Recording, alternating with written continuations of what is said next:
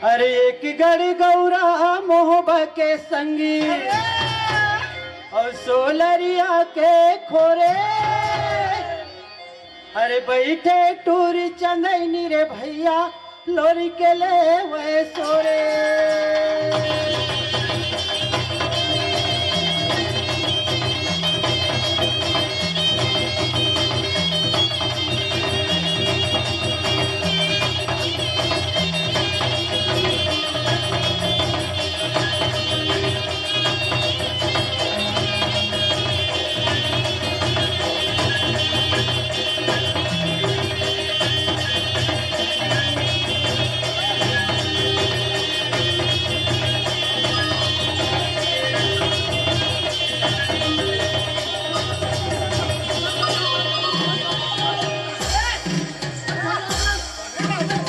अरे ओ क्या होगा रे? अरे छोड़ माटा ही लेकर हो। अरे वो छोड़ा ले। अरे धट धट ओहो। अरे लाता रहना। अरे क्या होगा रे?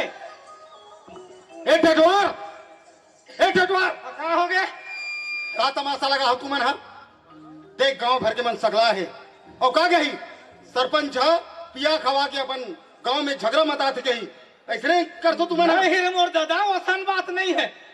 हट तो मोला पूछन दे हट इतना रे ए का तू हम ने ढमढमा लगा हो। ओला पूछ ओला एक का झगड़ा लड़े तू हम के रे बहुत सरपंच झगड़ा करत हो। मैं क्या मैं तो पार हूँ के वो कहते मैं पार हूँ कहते। अरे तो का हो गया तो कोई भी पार ले तो भाइयों में का है। अरे सरपंच घर आओ जी मैं पहले तो पार हूँ के हूँ। हाँ। वो बीच में झगड़ा करत हुआ बोल पूछ ओला कैसे रे इतना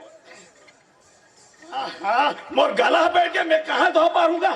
तू मला ना झगड़ा करे का बहाना मत चाहिए। एक आध कन पी ली जब भी देख तिहार बार में तुम्हें ऐसा लोग मैंने ढमढमा पैदा कर दो कबू तो तिहार वाला सुलिंग लगा के मैं नाम देता हूँ तुम असने सरपंच घर आए अभी साल भर में आत हो कई के एक ठन पौवल दिस आगे ना मोला चम्मच ने पोलियो टाइप के दे दी पूरा लापन ढकेल ली। सुबह मंधा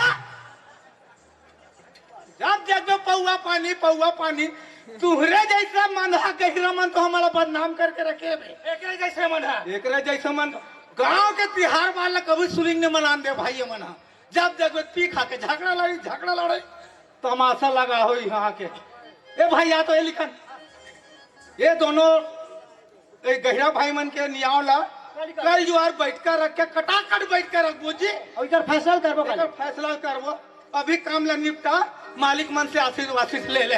हाँ चलो चल। अरे ठाकुर जोहार लाए हो संगी मो पानी सुपारी कोरा कोरा